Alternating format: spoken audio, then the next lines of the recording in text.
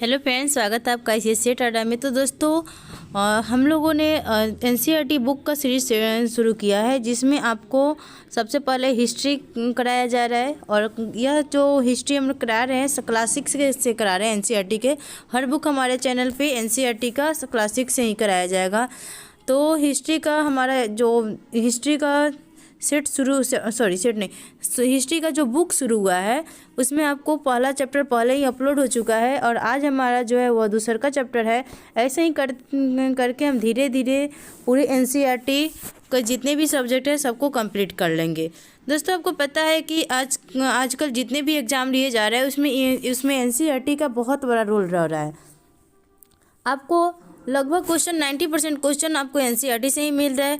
और ख़ास करके अगर आप BPSC के एग्ज़ाम दे रहे हैं या BPSC टीचर के एग्ज़ाम दे रहे हैं या आप CTET एग्ज़ाम दे रहे हैं, तो उसमें आपको NCERT का रोल बहुत ज़्यादा देखने को मिलता है।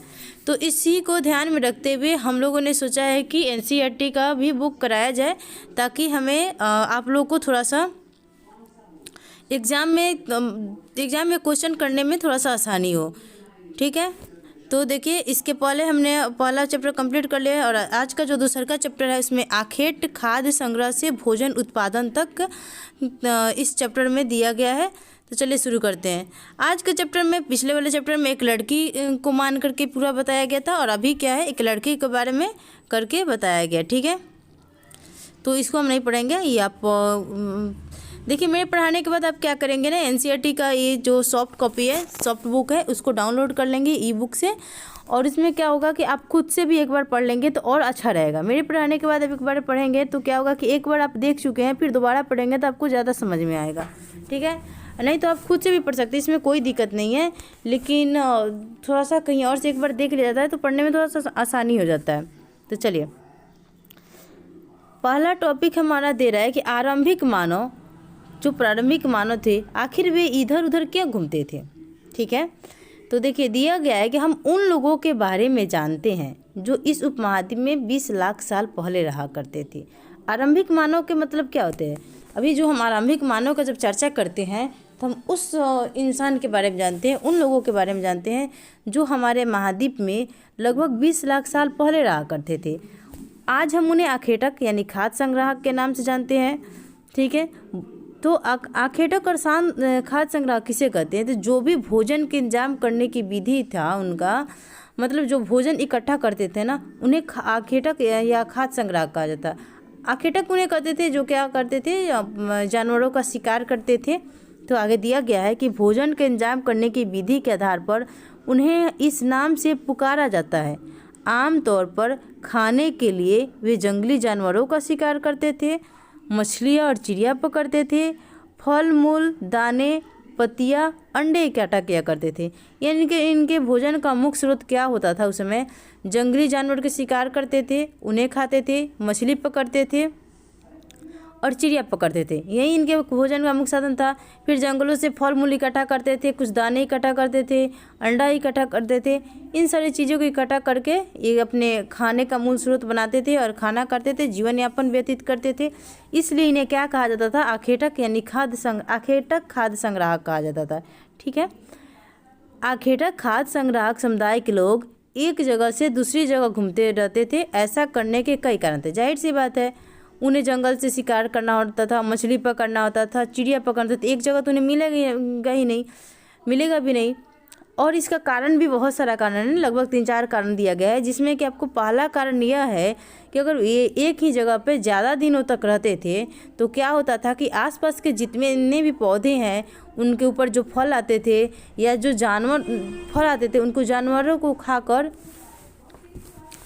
क्या है कि आसपास के जितने भी पौधे हो या फल हो या जानवर हो उनको खा करके वो क्या करते थे? समाप्त कर देते थे। एक ही जगह पे कितना फल फूल हो सकता है, कितना पौधा होगा, कितना जानवर होगा, उन सारे जानवरों को खा करके ख़त्म कर देते थे। इसलिए अब क्या करते थे, जब उनकी भोजन ख़त्म हो जाती थी तो किसी और भोजन की तलाश में वह एक जगह से दूसरी जगह जाया करते थे। तो इसलिए वो मतलब घूमते रहते थे। दूसरा कारण यह है कि जानवर जो होते थे उस समय तो मेन उनका भोजन क्या था? जानवर ही रहते थे। आखेटक माने जो आरंभिक मानव थे उनके, तो ये जानवर क्या करते थे? जानवर को भी तो अपना भोजन चाहिए, तो क्या करते थे? जानवर अपना शिकार के लिए या फिर हिरन जो थी वो अपना मवेशी या हिरन और मवेशी जो थे अपना चारा ढूंढने के लिए एक जगह से दूसरी जगह जाया करते थे। तो ये जो उस समय के आखेटक थे वो क्या करते थे, इनका पीछा करते करते, यानी इन जानवरों का शिकार करने वाले लोग भी इनके पीछे पीछे जाया करते थे। यानी आखेटक क्या करते थे, इनका पीछा करते करते जहाँ वो जानवर जाते थे वहाँ चले जाते थे, तो इसलिए भी वो घूमते रहते थे।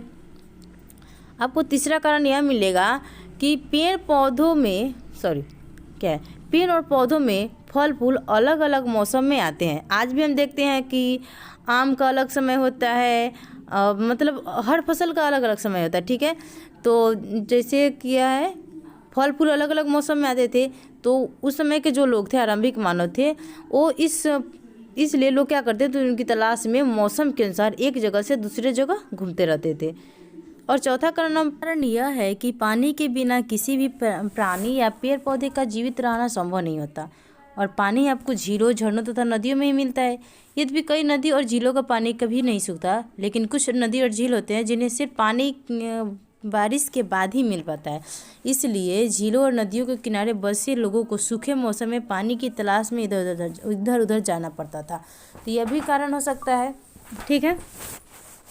अब है कि आरंभिक मानव के बारे में हमें जानकारी कैसे मिलती है, ठीक है। तो पिछले चैप्टर में हमने पुरातत्वविद के बारे में पढ़ा था कि पुरातत्वविद इन सारी चीज़ों की खुदाई करते हैं, जानकारी करते हैं, उसके बाद हमें बताते हैं। तो वही है कि पुरातत्वविदों को कुछ ऐसी वस्तुएं मिली है जिनका निर्माण और उपयोग आखेटक खाद्य संग्रह किया करते थे, ठीक है। यह संभव है कि लोगों ने अपने काम के लिए पत्थरों, लकड़ियों, हड्डियों के औजार बनाए हो। इनमें से पत्थरों के औजार आज भी बचे हैं, ठीक है, जिसके कारण हमें आरंभिक मानव के बारे में जानकारी मिलती है। इनमें से कुछ औजारों का उपयोग किस लिए करते थे, तो फल फूल काटने के लिए करते थे, कुछ का प्रयोग हड्डी और मांस काटने के लिए तथा कुछ का प्रयोग पेड़ की छाल और जानवर की खाल उतारने के लिए करते थे। और इन सारे जो भी औजार थे उनका अलग अलग प्रारूप था, अलग अलग तरीके से बनाया गया होता था। कुछ के साथ क्या होता था कि हड्डियों या लकड़ी के मूठे भी लगा करके भाले और बाण जैसे हथियार बनाए जाते थे। हड्डी और लकड़ी का मुठा उसमें लगा जाता था और उसका हथियार भाला और बाण जैसे हथियार बनाए जाते थे। कुछ औजारों से लकड़ियाँ काटी जाती थी। लकड़ियों का उपयोग ईंधन के साथ साथ झोपड़ी और औजार बनाने के लिए भी किया करते थे, ठीक है।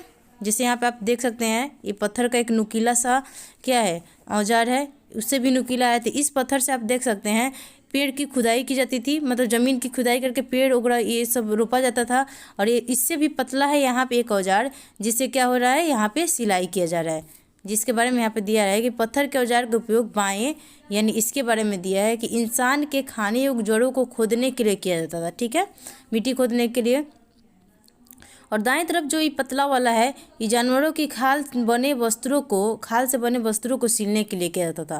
तो आप दोनों पत्थरों में अंतर देख सकते हैं, इसका ज़्यादा नुकीला है, इसका कम नुकीला है, ठीक है। तो उपयोग के अनुसार अपना बनाया जाता था, ठीक है। अब रहने की जगह निर्धारित करना, ठीक है, उस समय के लोगों की रहने की जगह क्या था, तो मानचित्र 2 देखो। मानचित्र 2 में क्या देखना है, लाल 3 कोण वाले स्थान वे पूरा स्थल है जहाँ पर आखेटक खाद्य संग्राहकों के होने के प्रमाण मिले। लाल 3 कोण वाले स्थान, जैसे यहाँ पे भीमबेटका है, आपको हुसगी मिल गई, कुरनुल गुफा हो गया। यहाँ पे आपको क्या मिलेगा, 3 जगह ही है, भीमबेटका, हुसगी और कुरनुल गुफा। यहाँ पे आपको आखेटक खाद्य संग्राहक जो होते थे उनके रहने के प्रमाण मिला है। इसके अलावा भी बहुत सारे स्थान मिले हैं जिनका मतलब मानचित्र में कुछ ही चीज़ों का जगह का उल्लेख किया गया है, लेकिन बहुत सारे ऐसे पुरास्थल थे जो नदी, झील और के किनारे बसे थे जिनका इसमें नहीं दर्शाया गया जिनको। लेकिन मेन जो प्रमुख है, जैसे आपको बुरजुम हो गया, भीमबेटका हो गया, हुसकी हो गया, कुरनुल गुफा हो गया, इन जगहों के बारे में उल्लेख किया गया है, ठीक है। चूँकि पत्थर के उपकरण बहुत महत्वपूर्ण थे, इसलिए लोग ऐसी जगह ढूंढते थे जहां अच्छे पत्थर मिल सके। शैल चित्रकला, इससे हमें क्या पता चलता है, देखिए आपको वहां पे मध्य प्रदेश का थी भीमबेटका, वहां पे आपको शैल चित्रकला देखने को मिलेगा। एक शैल चित्र, इस चित्र के बारे में आप बताइए। जिन गुफाओं में लोग रहते थे उनमें से कुछ की दीवारों पर चित्र मिले हैं, इनमें कुछ सुंदर उदाहरण मध्य प्रदेश और दक्षिणी यूपी की गुफाओं में मिले हैं। मध्य प्रदेश में आपको क्या मिलेगा, भीमबेटका मिलेगा वहाँ पे, और दक्षिणी जो यूपी है जैसे बुरजहोम वहाँ पे मिलेगा, बुरजुम तो आपको कश्मीर में जाएगा ना, ये दूसरा होगा, दक्षिणी यूपी में कुछ अलग है। कोई जगह है वहाँ पे आपको जो चित्र मिला है उसमें जंगली जानवरों की बड़ी कुशलता से सजीव चित्र बनाया गया, जैसे कि एक आगे भाग रहा है और पीछे उसको कोई पकड़ रहा है। तो सजीव चित्र हो गया कि दोनों में अब क्या है, जान है और एक दूसरे को पकड़ रहा है, तो उसके बारे में बताया गया है।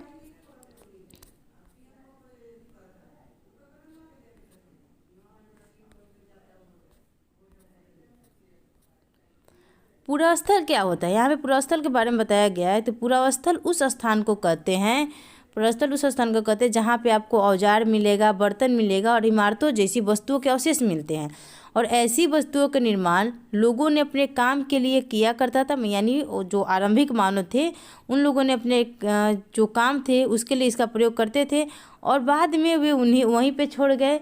और धीरे धीरे क्या हुआ, ये ज़मीन के नहीं, ये क्या हुआ कि धीरे धीरे या तो ज़मीन के अंदर धंस गया, नहीं तो कोई कोई आपको ज़मीन के ऊपर भी मिलता है, कभी कभी आपको समुद्र और नदी के तल पर भी ऐसे जो अवशेष हैं वो मिले हुए हैं। इन पुरास्थलों के बारे में आपको अगले अध्याय में बताया जाएगा, जो नेक्स्ट चैप्टर आपको चैप्टर 3, उसमें इन सारी जगहों के बारे में बताया गया है। ठीक है, अब है कि आग की खोज कैसे हुई थी, उस समय आग की खोज भी मिली है। तो मानचित्र 2 में जो कुरनूल गुफा ढूंढिए, तो कुरनूल गुफा यहाँ पे है, एक मिनट में आपको दिखा दे रही हूँ। कुरनूल गुफा लाल त्रिकोण वाला स्थान है जहाँ पे आरंभिक मानव का अवशेष मिला है, उसमें आप यहाँ पे कुरनूल गुफा देख सकते हैं। यहाँ पे आपको आग का अवशेष मिला है जिसके बारे में बताया गया है। यहाँ पे कुरनूल गुफा ढूंढो, यहाँ राख के अवशेष मिले, क्या मिला है, कुरनूल गुफा के पास आपको राख का अवशेष मिले हैं। इसका मतलब यह है कि आरंभिक लोग जो होते थे वो आग जलाना सीख गए थे। आग के इस्तेमाल वो कई कार्यों के लिए करते थे, जैसे कि प्रकाश के लिए, मांस भूनने के लिए, खतरनाक जानवरों को दूर करने के लिए आदि। इन सारी चीज़ों को भगाने के लिए वो क्या करते थे, आग का प्रयोग करते थे। ठीक है,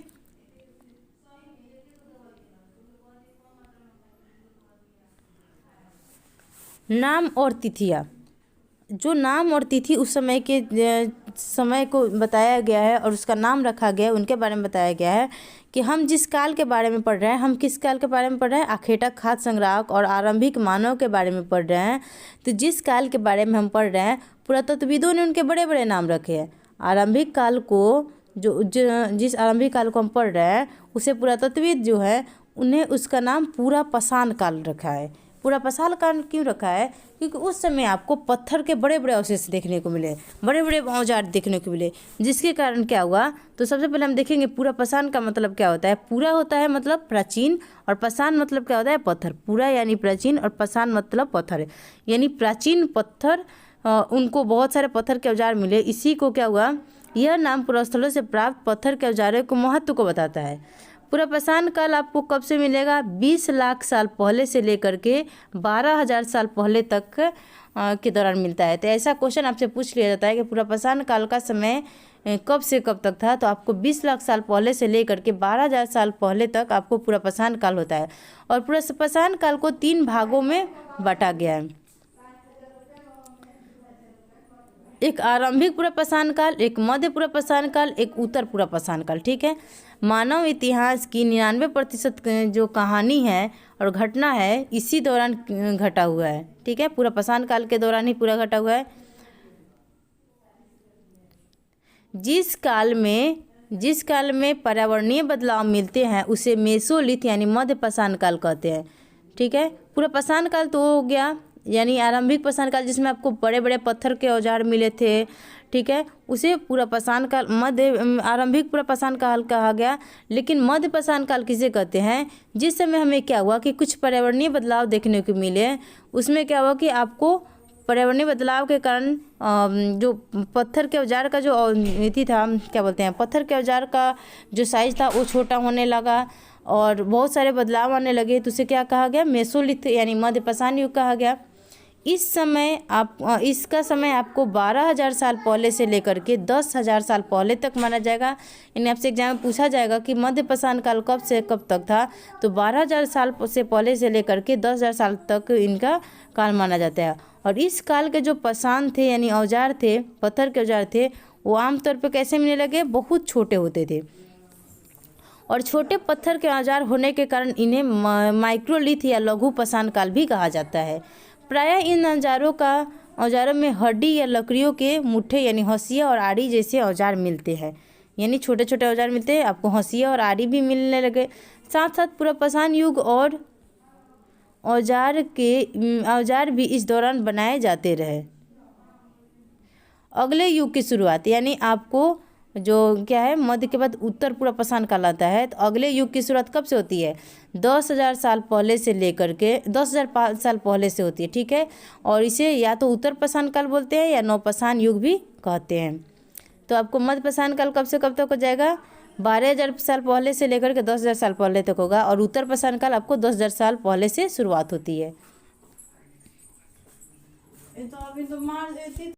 हमने कुछ स्थानों के नाम दिए हैं। अगले अध्याय में आप ऐसे अनेक स्थान मिलेंगे आपको। अक्सर हम पुराने स्थानों के लिए उन नामों का प्रयोग करते हैं जो आज प्रचलित, क्योंकि हमें ज्ञात नहीं है कि उस काल के इनके क्या नाम रहे होंगे, ठीक है। कुछ स्थल अगले चैप्टर में आपको मिलेगा, ठीक है। तो इसके पहले हम लोग पढ़े हैं पर्यावरणीय बदलाव, यानी बदलती जलवायु क्या होती है। तो देखिए उस समय क्या हुआ कि लगभग 12,000 साल पहले दुनिया की जलवायु में बड़े बड़े बदलाव आ रहे और गर्मी बढ़ने लगी। बड़े बदलाव आए और गर्मी क्या हुआ, धीरे धीरे बढ़ने लगी। इसके परिणाम स्वरूप क्या हुआ कि कई क्षेत्रों में घास वाले मैदान बनने लगे। आप लोग देखते हैं कि जब ठंडी आती है तो बहुत सारे जो पेड़ पौधे होते हैं या मतलब बहुत सारे फसल होते हैं, क्या होता है, सूख जाता है। सूखने मतलब उसमें पत्ता आना या कुछ भी मतलब वो खत्म होने लगता है। लेकिन जैसे ही गर्मी का धमक आता है, बहुत सारे पेड़ पौधे, बहुत सारे घास निकलने लगते हैं, पेड़ पे पत्ता, नए नए पत्ता लगने लगता है। तो वैसे ही उस समय भी होगा। उस समय शीत युग था या और बहुत सारा ठंडी था। उसके बाद क्या हुआ कि धीरे धीरे गर्मी बढ़ी। गर्मी के परिणाम स्वरूप क्या हुआ कि बहुत सारे जगह पे घास वाले मैदान लगने लगे। इससे आपको हिरन, बारहसिंगा, भेड़, बकरी, गाय जैसे जानवरों की संख्या बढ़ी, जो क्या होते थे, घास खाते थे और घास खा करके जिंदा रहते थे। ऐसे जानवरों की संख्या बढ़ने लगी। जो लोग इन जानवरों को शिकार करते थे वे भी इनके पीछे पीछे आए और इनके खाने पीने की आदत, इनके प्रजनन के समय, इन सारे बारे में जानकारी हासिल करने लगे। ऐसा भी हो सकता है कि तब लोग इन जानवरों को पकड़कर अपनी ज़रूरत के अनुसार पालते थे, लेकिन बाद क्या हुआ कि बाद में पालने की बात सोचने लगे हो। इस साथ ही इसी काल में मछली भोजन का महत्वपूर्ण स्रोत बन गई, ठीक है।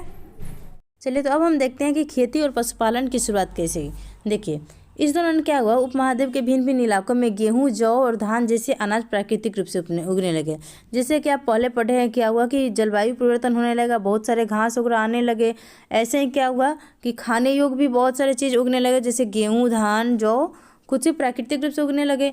लोगों ने इन्हें मतलब उसको देखा, कैसे उगता है ज़मीन में, किस टाइम पे पकता है, उसके बाद उसको निकाल करके खाने के लिए उसको इकट्ठा किया, उसको बना करके देखा, खाया।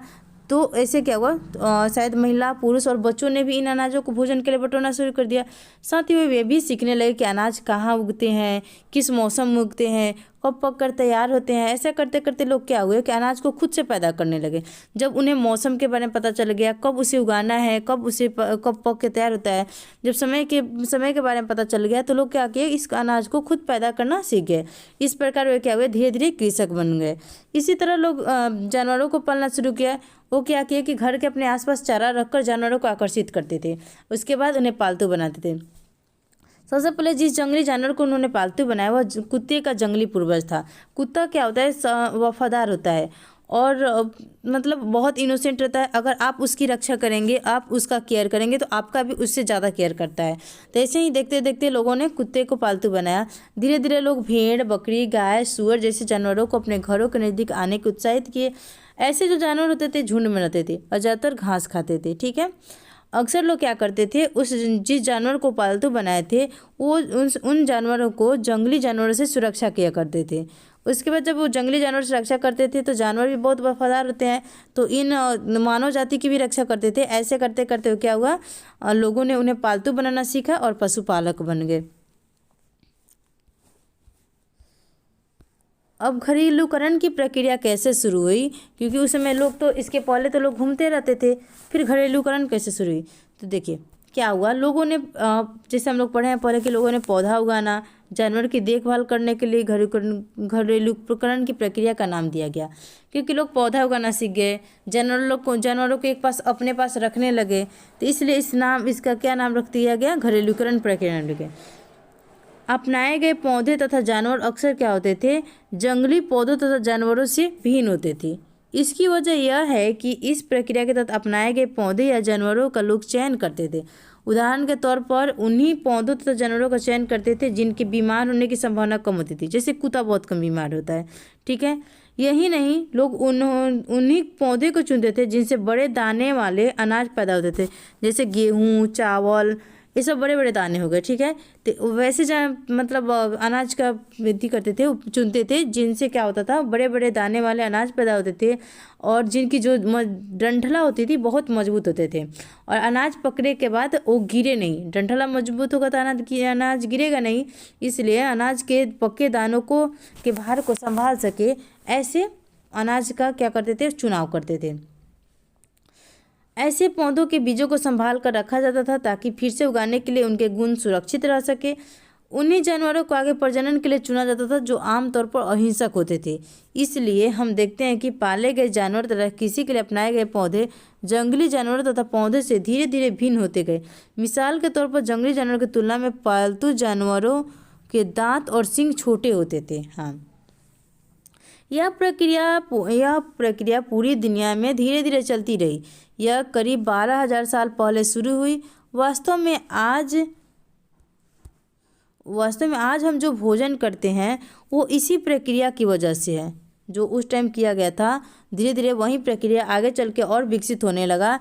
तो वर्तमान में जो हम भोजन करते हैं वो आरंभिक मानव के ही जो प्रक्रिया था उसी वजह से करते हैं। कृषि के लिए अपनाई गई सबसे प्राचीन फसलों में गेहूं तथा जौ आते हैं, और ये क्वेश्चन हमेशा एग्जाम पूछा जाता है, कृषि के लिए अपनाई गई सबसे प्रारंभिक फसल कौन सा था, तो गेहूं और जौ था। आपको चैप्टर 1 में भी यही देखने को मिला है, ठीक है। उसी तरह के सबसे पहले पालतू बनाए गए जानवरों में आपको क्या होगा, कुत्ता। और अभी हम हर बार कुत्ता पूछता है, लेकिन सेकेंड बार कौन सा बनाया गया था, कुत्ता के बाद तो भेड़ और बकरी आते हैं। तो इसे भी देख लेंगे कि ये भी इंपॉर्टेंट हो जाएगा टॉपिक, ठीक है।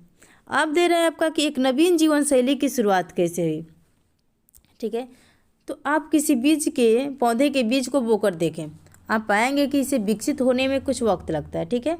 कुछ दिन लग सकता है, महीने या फिर साल भी लग सकता है। इसलिए जब लोग पौधे उगाने लगे, जैसे प्राकृतिक रूप से पौधे आए, तो उनके बारे में, उनके हाव भाव के बारे में लोग जान गए। फिर बीज इकट्ठा किए, फिर अगले मौसम में उसको रोपे, तो उसको तैयार होने में कुछ समय लगा था। तो जब पौधे उगाने लगे तो इनकी देखभाल के लिए उन्हें एक जगह ही लंबे समय से रहना पड़ा था। फिर बीज बोने से लेकर फसलों के पकने तक पौधों की सिंचाई करना पड़ता था। उसमें जितने भी खरपतवार होते थे उन्हें हटाना पड़ता था। जानवर और चिड़ियों से उनकी सुरक्षा करनी होती थी। बहुत से काम शामिल थे। कटाई के बाद फिर अनाज का उपयोग बहुत संभाल कर करना पड़ता था। अनाज को भोजन और बीज दोनों रूप में बचा कर रखना आवश्यक हो गया उनके लिए। इसलिए लोगों को उसके भंडारण की बात सोचनी पड़ी। बहुत से इलाकों में लोगों ने मिट्टी के बड़े बड़े बर्तन बनाए, टोकरियाँ बुनी या फिर ज़मीन में गड्ढा खोदा, ठीक है। ऐसे क्या हुआ, ऐसे करते करते क्या हुआ, एक नवीन जीवन शैली की शुरुआत हो गई, ठीक है। फिर जानवर के बारे में बता रहे हैं कि जानवर चलते फिरते खाद्य भंडार कैसे हो सकते हैं। देखिए, जानवर बच्चे देते हैं जिससे उनकी संख्या बढ़ती है। अगर जानवरों की देखभाल की जाए तो एक तो जानवर बच्चे देते हैं, वो खाने वाला मतलब जैसे बकरी हो गई, बकरी के बच्चा तो खाद्य पदार्थ में आ जाता है, खाद्य भंडार हो जाता है। वैसे ही क्या हुआ कि जानवर बच्चा देता है तो उसकी संख्या बढ़ती है। अगर जानवर की अच्छी से देखभाल की जाए तो उसकी संख्या और बढ़ती है। साथ ही हमें मतलब दूध भी प्राप्त होता है। भोजन के एक अच्छा स्रोत है। यही नहीं, जानवरों से मांस भी मिलता है। दूसरे शब्दों में पशुपालन भोजन के भंडारण का एक तरीका है। इसलिए हमें क्या कहते हैं, जानवर जो है हमारे चलते फिरते एक खाद्य भंडार है। चलिए, अब कह रहे हैं कि आओ आरंभिक कृषकों और पशुपालकों के बारे में पता करें। देखिए, मानचित्र 2 में आपको दिखाया गया है कुछ। क्या तुम्हें कई नीले वर्ग दिख रहे हैं? मानचित्र 2 आप निकाल कर खुद से देख लेंगे, फिर हमको ऊपर जाना पड़ेगा। इसलिए आप जब पढ़ेंगे तो आप देख लेंगे नीले वर्ग मतलब नीला नीला करके से जो घेरा गया होगा या कुछ सिंबल होगा इसमें। इनमें से प्रत्येक बिंदु उस जगह को दर्शाता है जहाँ पुरातत्वविदों को शुरुआती कृषकों और पशुपालकों के होने के साक्ष्य मिले हैं, ठीक है। क्या हुआ है, पशुपालक और कृषक साक्ष्य में। ये पूरे उपमहाद्वीप में पाए गए हैं। इनमें सबसे महत्वपूर्ण आपको पश्चिमोत्तर क्षेत्र में, आधुनिक कश्मीर में और पूर्वी तथा दक्षिण भारत में पाया गया है। लगभग हर जगह में क्या है, जो पशुपालक और कृषक थे इनके साक्ष्य पाए गए हैं। इनमें से सबसे महत्वपूर्ण आपको पश्चिमोत्तर में, वर्तमान जो कश्मीर में है और पूर्वी तथा दक्षिण भारत में पाए गए हैं। वास्तव में ये निर्दिष्ट स्थान कृषकों और पशुपालकों की बस्तियाँ थी या नहीं, इसे जांचने के लिए वैज्ञानिक खुदाई में मिले पौधे और पशुओं की हड्डियों के नमूनों का अध्ययन करते हैं। वास्तव में हम कैसे जानेंगे कि जो भी चीज़ जैसे कृषक और पशुपालक की जो बस्ती मिली है वो आरंभिक मानव की है, इसके ये कैसे हम जानेंगे। ये क्या होता था, वैज्ञानिक इसकी खुदाई करते हैं, पौधे पशु की हड्डी के नमूना का अध्ययन करते हैं और इसमें सबसे रोचक और उसके बाद उसका कार्बन डेटिंग करते हैं, ये सब देखते हैं। उसके बाद पता लगाते हैं कि वो उसी समय का है। और सबसे रोचक आपको उस समय की जले हुए अनाज के अवशेष मिलते हैं। ऐसा लगता है कि या तो एक गलती से जला हो या फिर जानबूझ करके जला दिया गया हो, क्योंकि बहुत सारे ढेर मिले हैं उसका जले हुए अनाज को। वैज्ञानिक इस अनाज के दानों की पहचान कर सकते हैं। इस तरह हमें पता चलता है कि उपमहाद्वीप के विभिन्न भागों में बहुत सारी फसलें उगाई जाती रही होगी। वैज्ञानिक विभिन्न जानवरों की हड्डियों की भी पहचान कर सकते हैं। अब देखते हैं कि अस्थायी जीवन की ओर कुछ बारे में जान सकते हैं कि अस्थायी जीवन की ओर कैसे हुआ था। तो पुरातत्वविदों को कुछ पुरास्थलों पर झोपड़ियों और घरों के निशान मिले हैं। जब पुरातत्वविद खुदाई की है तो उनको पुरास्थलों पर झोपड़ी और घर के निशान भी मिले हैं। जैसे कि अभी हम बुर्जोम है, वर्तमान कश्मीर में है, इसमें लोग क्या करते थे, गड्ढा के नीचे घर बनाते थे, ठीक है, जिन्हें गर्तवास कहा जाता था। जमीन के अंदर क्या करते थे, गड्ढा ऐसे खोद देते थे और उसके ऊपर बड़े बड़े पेड़ के पत्ते रख देते थे और उसके बाद इसी के अंदर वो रहा करते थे, जिन्हें क्या कहा जाता था, गर्तावास कहा जाता है। इसमें उतरने के लिए वो सीढ़ियाँ बनाते थे। इससे ठंड के मौसम में उन्हें सुरक्षा मिलती थी। पुरातत्वविदों को झोपड़ियों के अंदर और बाहर दोनों ही स्थानों पर आग जलाने की जगह मिली है, ठीक है। ऐसे लगता है कि मौसम के अनुसार घर के अंदर या बाहर खाना पकाते होंगे। जब गर्मी होती होगी तो घर के बाहर पकाते होंगे और जब ठंडी आती होगी तो घर के अंदर पकाते होंगे। तो वहीं मतलब यहाँ पे अवशेष मिला है आग का। बहुत सारी जगहों से पत्थर के औजार भी मिले हैं। इनमें से कई ऐसे पुरापाषाण युगीन उपकरणों से भिन्न है, इसलिए इसे नवपाषाण युग कहा जाता है, ठीक है। इसमें वे औजार भी हैं जिसकी धार को और अधिक पैना करने के लिए उन पर पॉलिश चढ़ाई जाती थी। ओखली और मूसल का प्रयोग अनाज तथा वनस्पतियों से प्राप्त अन्य चीज़ों को पीसने के लिए किया जाता था। आज हजारों साल बाद भी ओखली और मूसल का प्रयोग अनाज पीसने के लिए किया जाता है। आज भी हमारे घर में उपलब्ध है ओखली और मूसल, ठीक है, और उसे अनाज क्या किया जाता है, पीसा जाता है। उसी तरह प्राचीन प्रस्तर युगीन औजारों का निर्माण और प्रयोग लगातार होता रहा है। कुछ औजार हड्डियों से भी बनाए जाते थे। देखिए यहाँ पे बहुत सारे औजार है। नवपाषाण युग के प्रस्थलों से कई प्रकार के मिट्टी के बर्तन मिले हैं। कभी कभी मिट्टी के बर्तन, देखिए यहाँ पे मिट्टी के बर्तन है, नवपाषाण युग के बर्तन है, मिट्टी के बर्तन मिले। कभी कभी इस पर क्या है, अलंकरण भी किया जाता था, मैंने फूल वगैरह बनाया जाता था। बर्तन का उपयोग चीज़ों को रखने के लिए किया जाता था। धीरे धीरे बर्तन का प्रयोग लोग खाना खाने के लिए करने लगे, खाना बनाने के लिए करने लगे। चावल, गेहूँ, दलहन जैसे अनाज अब आहार का महत्वपूर्ण हिस्सा बनते गए। इसके साथ साथ क्या हुआ, अब लोग कपड़े बुनने भी लगे थे। इसके लिए कपास जैसे आवश्यक पौधे उगाए जाने लगे। क्या ये परिवर्तन हर जगह एक साथ ही आए होंगे? नहीं, ऐसा बात नहीं है। ऐसी बात नहीं है एक तरफ जहाँ कई जगहों पर स्त्री पुरुष शिकार और भोजन संग्रह करने का काम करते थे, वहीं अन्य लोगों ने हजारों सालों के दरमियान धीरे धीरे खेती और पशुपालन को अपना लिया। बहुत जगह लोग मौसम के मुताबिक बदल बदल कर अपनी जीविका चलाया करते थे, ठीक है। तो ऐसा नहीं है कि ये सारे परिवर्तन एक ही साथ आए गए होंगे, धीरे धीरे हर जगह बदलाव हुआ होगा। चलिए अब कुछ सूक्ष्म निरीक्षण करते हैं। मेहरगढ़ में जीवन मृत्यु के बारे में कुछ दिया गया है।